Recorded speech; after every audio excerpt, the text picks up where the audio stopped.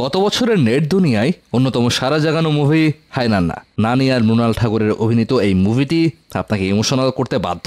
প্রেম, ভালোবাসা, বিয়ে, মাতৃত্ব, পিতৃত্ব সবকিছুই এত সুন্দরভাবে এই সিনেমায় ফুটিয়ে তোলা হয়েছে যে সিনেমাটি দেখলে আপনার মনে হবে যেন আপনার আত্মার শান্তি হয়েছে। এত মিষ্টি আর আবেগী সিনেমা সচরাচর দেখতে পাবেন না। তো আর দেরি না করে চলুন শুরু করা যাক এই সিনেমার জার্নি। ছোট্ট মেয়ে মাহির মা নেই। সে থাকে তার বাবা দাদুর সাথে। সবার আদরের পরীর মতোই মেয়েটি একটি বিরল রোগে আক্রান্ত। রোগটির নাম সিস্টিক ফাইব্রোসিস।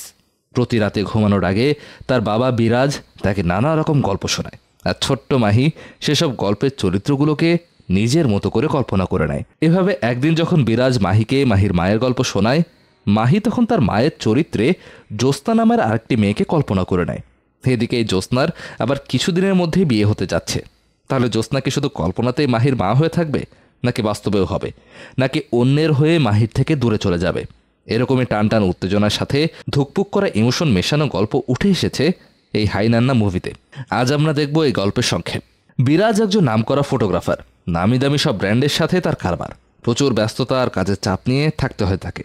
কিন্তু চাপের মধ্যেও তার প্রায়োরিটি তার মেয়ে মাহিকে সুস্থ রাখাই তার একমাত্র ধ্যান জ্ঞান। এদিকে রাতে কাজ থেকে ফিরে খাবার টেবিলে বিরাজ দেখে মাহির মন খারাপ। বিরাজ জিজ্ঞাসা করে কি হয়েছে। মাহি বলে তার ক্লাসে নতুন এক ছেলে এসেছে, বরুণের কারণে সে অনেক ডিস্টার্ব। এতটুকু বলেই টেবিলের নিচ থেকে তাদের পোষার কুকুরটা প্লুটো ডেকে ওঠে। মাহি প্লুটোকে দেখতে নিচে তাকায়। এই ফাঁকে বিরাজ তার বাবাকে বলে, এই বয়সী ছেলে ইস্যু, এটা কোনো কথা? বিরাজের বাবা বলে, আগে শোনো তো কি কথা। মাহি তখন মাথা তুলে বলতে শুরু করে, বরুণ তার চাইতে 1% মার্ক পেয়ে এগিয়ে আছে, এজন্য স্কুলে মাহির রেপুটেশন কমে যাচ্ছে। এটা শুনে বিরাজ হাঁপ ছেড়ে বাঁচে। ঘুমাতে গিয়ে প্রতি রাতের মতো বিরাজ বই খুলে মাহিকে গল্প শোনাতে বসে। যেই না বলে এক যে ছিল রাজা, অমনি মাহি বলে ওঠে, দাঁড়াও, আগে বলো রাজা চরিত্রে আমি কাকে কল্পনা করব? বিরাজ বলে, আমাকেই কল্পনা করো। এরপর বিরাজকে রাজা আর অন্যান্য চরিত্রে পরিচিতদের কল্পনা করে মাহি গল্প শোনা শুরু করে। গল্প শেষ হলে মাহি বলে, আচ্ছা বাবা, তোমার কোনো গল্পে মা থাকে না কেন? আমার বন্ধুরা আমার মায়ের কথা জিজ্ঞাসা করে, আমি মায়ের গল্প শুনতে চাই। বিরাজ এই টপিক এড়িয়ে যায়, মাহিকে ঘুমাতে বলে। কিন্তু মাহি জেদ ধরে বসে থাকে, মায়ের গল্প সে শুনবেই। শেষে উপায় না পেয়ে বিরাজ বলে, ক্লাসে তুমি যদি বরুণকে টপকে যেতে পারো তাহলে মায়ের গল্প শোনাবো। এরপর মাহিকে ওষুধ খাইয়ে ঘুম পাড়িয়ে বের হয়ে আসে বিরাজের বাবা তখন বলে, তুমি কতদিন ওর মায়ের কথা গোপন রাখবে? বাইরে সবাই ওর মাকে নিয়ে বলাবলি করে। বিরাজ বলে, সবাইকে নিয়ে আমি ভাবি না, আমার চিন্তা শুধু মাহির সুস্থ থাকা নিয়ে। এরপর মাহির অক্সিজেন লাগিয়ে ডাক্তারের শিডিউল চেক করে ঘরদোর গোছগাছ করে মাহির পরদিনের খাবার রেডি করে বিরাজ ঘুমাতে যায়। এদিকে মাহি বরুণকে টপকে যেতে উঠে পড়ে লাগে। দিন রাত এক করে পড়াশোনা করে। ক্লাসের পরীক্ষায় বরুণকে পেছনে ফেলে ফার্স্ট হয় মাহি। সেদিন রাতে খুব ক্লান্ত হয়ে বাসায় ফেরে বিরাজ। মাহি বিরাজকে বলে যে সে বরুণকে 2% পেছনে ফেলে ফার্স্ট হয়েছে। বিরাজ খুশি হয়ে মাহিকে আদর করে দেয়। তারপর মাহিকে ঘুমাতে যেতে বলে। কিন্তু মাহির মাথায় তো অন্য চিন্তা ঘুরছে। মাহি বিরাজকে বলে, বাবা তুমি কিছু ভুলে যাচ্ছ। বিরাজ ক্লান্ত থাকায় বিষয়টা এড়িয়ে যেতে চায়, আবার ঘুমাতে যেতে বলে। মাহি তখন বলে, আমি ফার্স্ট হলে তুমি মায়ের গল্প শোনাতে চেয়েছিলে, শোনাও এখন। ক্লান্ত বিরাজ এবার বিরক্ত হয়, মাহিকে বকা দিয়ে ঘুমাতে বলে চলে যায়। ছোট্ট মাহি খুবই কষ্ট পায়। পরদিন সকালে বিরাজের বাবা বিরাজকে ঘুম থেকে ডেকে তুলে বলে, মাহিকে কোথাও খুঁজে পাওয়া যাচ্ছে না, সাথে প্লুটোও নেই। এটি শুনে বিরাজের মাথায় আকাশ ভেঙে পড়ে। আর আমরা দেখতে পাই মাহি বেশ রাগী চেহারা, স্টাইলিশ লুক নিয়ে রাস্তায় হাঁটছে, সাথে প্লুটোও আছে। কিন্তু প্লুটো হঠাৎ মাহিকে ছেড়ে দৌড় দেয়। মাহি প্লুটোকে ডাকতে ডাকতে নিজেও পেছন পেছন দৌড় দেয়, কিন্তু ওর দম আটকে আসে, দৌড়াতে পারে না। শ্বাসকষ্ট শুরু হয়ে অসুস্থ হয়ে পড়ে। মাহি প্লুটোকে ধরে দেওয়ার জন্য আশেপাশে সাহায্য চাইতে থাকে। তখন আমরা দেখতে পাই জ্যোৎস্নাকে। প্লুটো জ্যোৎস্নার কাছে গিয়ে থেমে যায়। জ্যোৎস্না প্লুটোকে মাহির কাছে নিয়ে এসে দেখে মাহি হাঁপাচ্ছে। জ্যোৎস্না তখন মাহিকে পানি খাওয়াতে চাইলে মাহি বলে, দাঁড়াও, আমার একটি রোগ আছে, নাম 65 রোজ।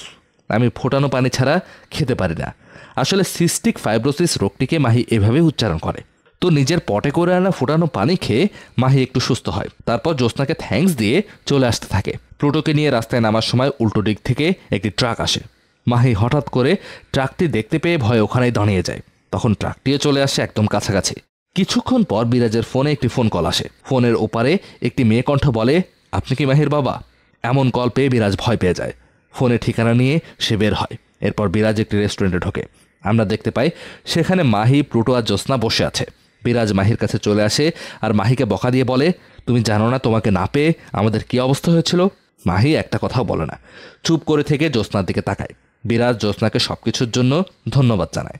জ্যোৎস্না বলে, আমি ট্রাকের সামনে গিয়ে মাহিকে জড়িয়ে ধরেছিলাম ঠিকই, কিন্তু ট্রাক ড্রাইভার ব্রেক না করলে আমরা দুজনেই মারা পড়তাম, তাই ধন্যবাদটা ট্রাক ড্রাইভারের প্রাপ্য। বিরাজ হেসে মাহিকে বলে, চলো আমরা এখন যাই। মাহি বলে সে যাবে না। পাশ থেকে জ্যোৎস্না বলে, ও কেন যাবে? আপনি ওকে প্রমিস করে প্রমিস ভেঙেছেন।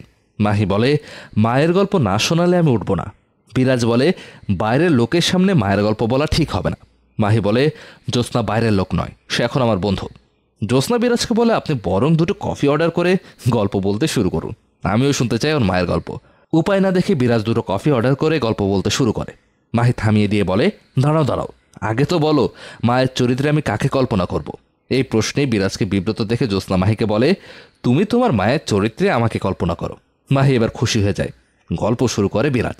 কোনো এক স্টুডিওর হয়ে ফটোগ্রাফি করতে বের হয় বিরাজ আর ওর বন্ধু জাস্টিন।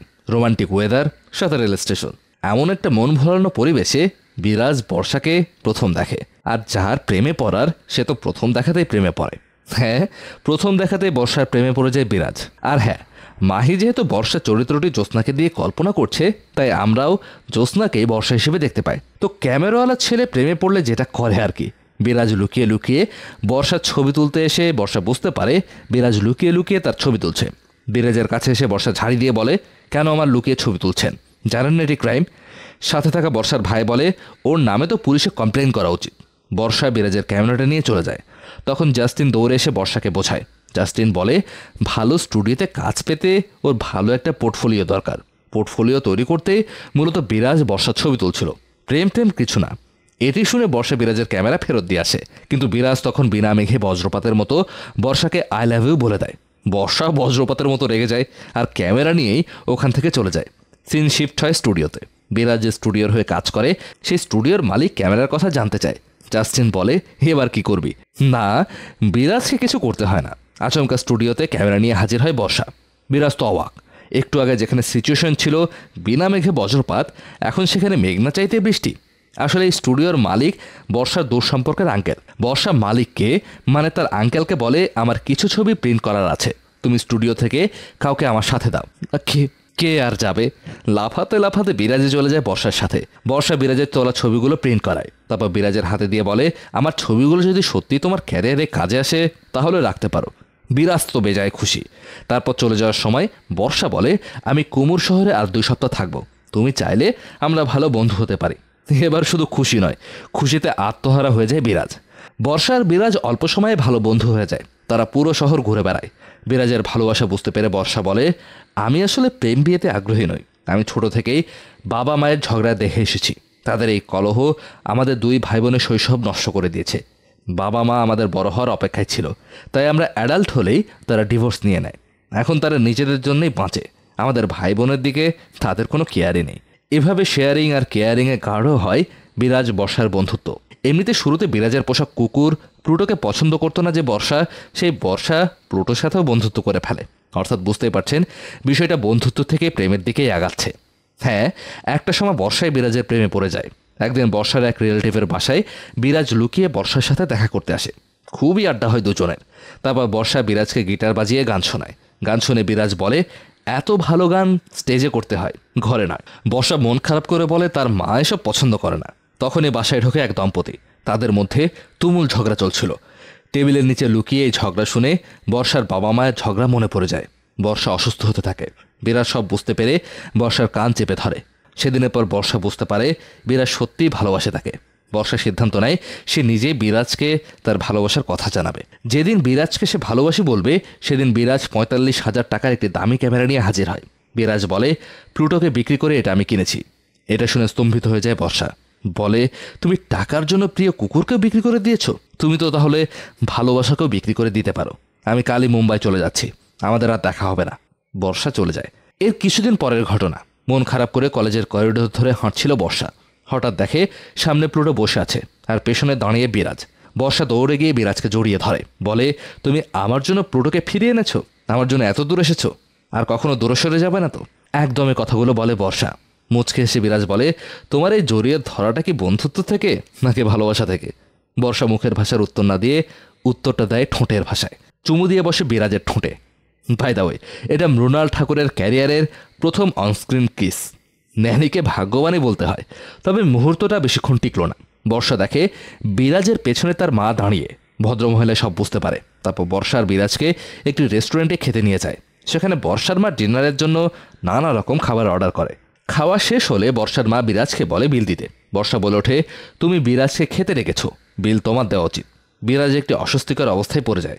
বর্ষার মা বলে যে আমার মেয়েকে সারা জীবনের জন্য নিতে চায় তার অবশ্যই আমাদের একবেলা খাবারের বিল দেওয়ার সামর্থ্য থাকতে হবে। বিরাজ বলে, প্লুটোকে দেখছি না, দেখিও কোথায় আছে। এই বলে বিরাজ বের হয়ে যায়। অনেকক্ষণ হয়ে গেল বিরাজ আসে না। তখন বর্ষার মা বলে, দেখো ও আর আসবে না। তখনই বিরাজ চলে আসে। এসে বিলের পেপারের সাথে অনেকগুলো টাকাও দিয়ে দেয়। বর্ষার মা বলে, শুধু বিল দিলে হবে না, আমরা বিলের সাথে টিপসও দেই। বিরাজ বলে, এটা টিপসই ছিল, বিল আগেই মিটিয়েছি। তবে ভাববেন না আমি অনেক বড় লোক, কাল স্যালারি পেয়েছি তাই বিলটা দিতে পারলাম। গ্রামে বাবার নামে কিছু জমি ছাড়া কিছুই নেই আমার। তবে আমি জানি একদিন আমার টাকা হবে, নিজের একটি স্টুডিও হবে। আর যে টাকা বিল দিয়েছি তা 1 ঘন্টায় কামাবো আমি। সব কিছুর জন্য শুধু বর্ষাকে আমার পাশে চাই, ব্যাস। এরপর সবাইকে নিয়ে বেশ আয়োজন করে বর্ষা আর বিরাজের বিয়ে হয়ে যায়। বর্ষা নিজের আলিশান বাড়ি ছেড়ে বিরাজের সাধারণ বাড়িতে গিয়ে ওঠে। বিরাজ দেখে এখানে বর্ষার খুব কষ্ট হচ্ছে। বিরাজ এবার তার গ্রামের সব জমি বিক্রি করে মুম্বাইতে একটি ফ্ল্যাটে ওঠে আর জাস্টিনকে সাথে নিয়ে একটি স্টুডিও খোলে। এর মধ্যে একদিন একটি বাচ্চার ফটোশ্যুট করতে গিয়ে বিরাজের মনে হয় তাদেরও একটি বাচ্চা নেওয়া দরকার। বাড়ি এসে বিরাজ বর্ষাকে বাচ্চার কথা বললে বর্ষা বাচ্চা নিতে অমত করে। বলে, আমি ছোটবেলা থেকেই দেখেছি সংসারে বাচ্চা আসলে দায়িত্ব বাড়ে, কাজ বাড়ে, আর এসব নিয়ে স্বামী স্ত্রীর ঝগড়া শুরু হয়। আমি বাচ্চা নেব না, আর শুধু তুমি আর আমি প্লুটোকে নিয়েই আমাদের সংসার হবে। তুমি আমাকে এমনটাই বলেছিলে। তখন দুজনের একটু ঝগড়া হয়ে যায়, তাদের সংসার জীবনের প্রথম ঝগড়া। কিন্তু শেষ পর্যন্ত ঝগড়ার ফল ভালোই হয়। বর্ষাকে বিরাজ রাজি করাতে পারে। বর্ষা বলে, আমার বিয়েতে বিশ্বাস ছিল না, তুমি আমার বিয়েতে বিশ্বাস এনেছো, বাচ্চার উপরও তুমি বিশ্বাস আনতে পারবে। বিরাজ বলে, আমার উপর ভরসা রাখো, এটা এখন পর্যন্ত আমাদের নেওয়া বেস্ট ডিসিশন হতে যাচ্ছে। বর্ষা প্রেগনেন্ট হয়। যেদিন ডেলিভারি হয় সেদিন বিরাজ কাজে ব্যস্ত ছিল। ডেলিভারির খবর শুনে বিরাজ হসপিটালে ছুটে আসে। এসে শোনে তার মেয়ে হয়েছে, কিন্তু মেয়েটি সিস্টিক ফাইব্রোসিস নামের একটি রোগ নিয়ে জন্ম নিয়েছে। এখন তাকে আইসিইউতে রাখা হয়েছে। বিরাজের মন ভেঙে যায় ও বর্ষার কাছে যায়। বর্ষা সবকিছুর জন্য বিরাজকে দোষ দিতে থাকে। বলে, আমি বাচ্চা নিতে চাইনি, তুমিই জোর করেছো, আমি এখন আমার বাচ্চাকে ছুঁয়ে দেখতে পারিনি। বিরাজ বর্ষাকে জড়িয়ে ধরে, অনেক বোঝানোর চেষ্টা করে বর্ষাকে, কিন্তু বর্ষা কিছুই বুঝতে চায় না। দুজনে অনেক কান্নাকাটি করে। চোখে পানি আনার মতো দৃশ্য ছিল সেটি।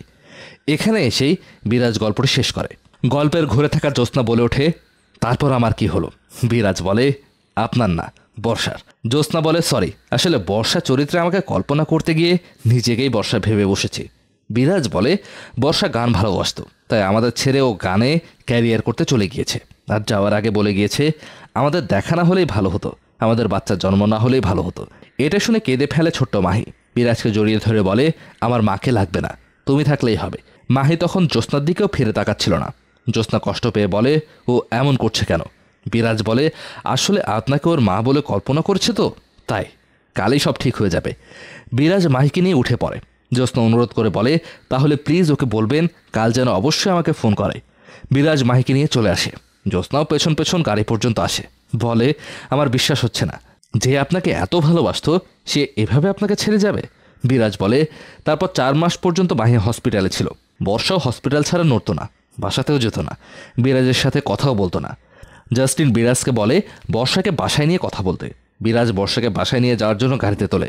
গাড়িতেই দুইজনে ঝগড়া বাঁধে। এই সময় সামনে থেকে আচমকা আরেকটা গাড়ি আসলে একটি অ্যাক্সিডেন্ট হয়ে যায়, আর সেখানেই সব শেষ, মারা যায় বর্ষা।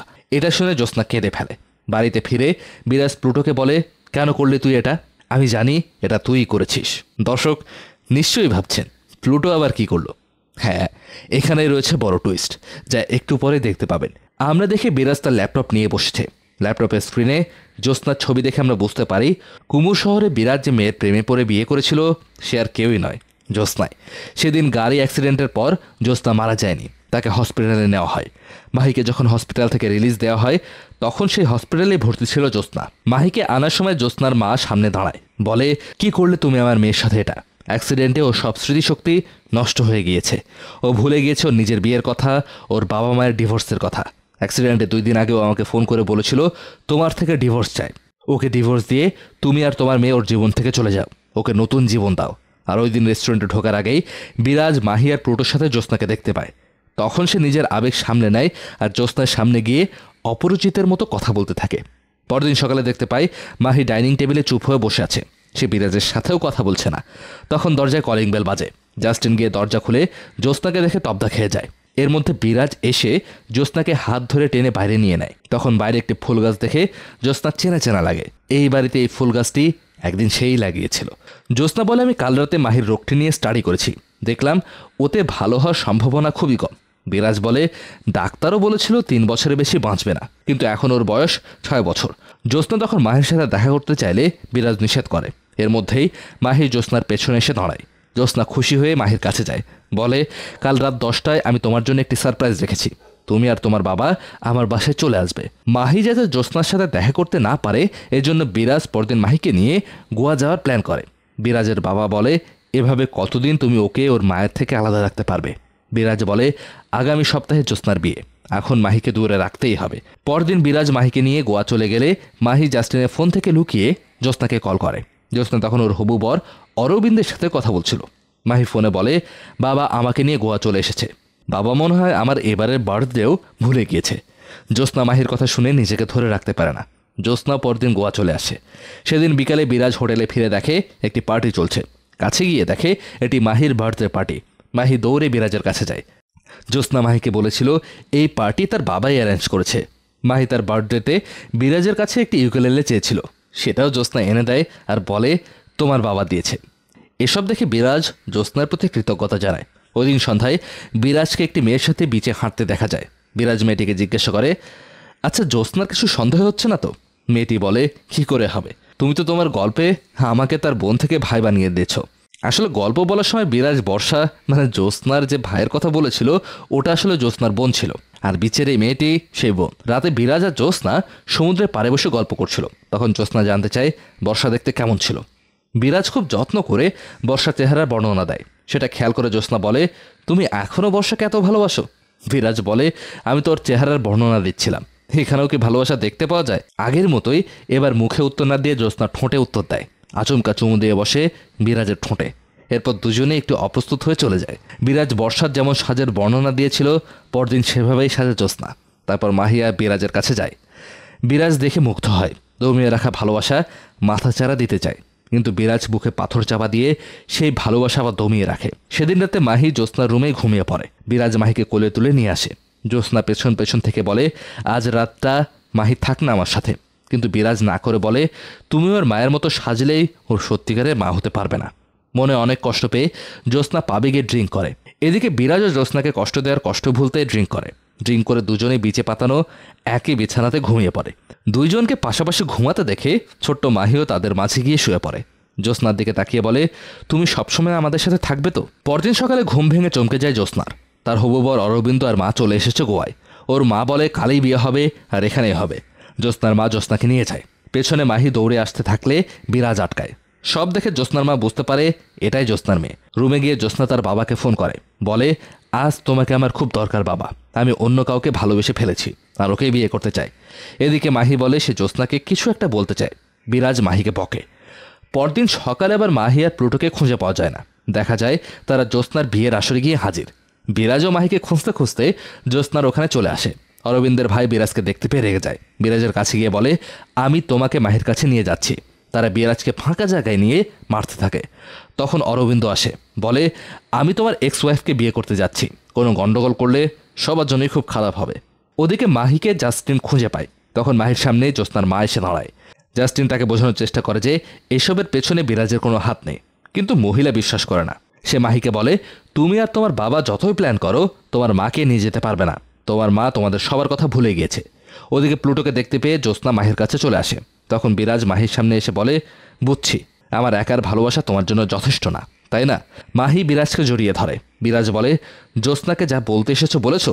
মাহি বলে, না, তাহলে মা খুব কষ্ট পাবে। বিরাজ বুঝতে পারে মাহি জেনে ফেলেছে জ্যোৎস্নার মা। বিরাজ উঠে আসে জ্যোৎস্নার মায়ের কাছে, বলে, কেন ওকে বলে দিলেন সব?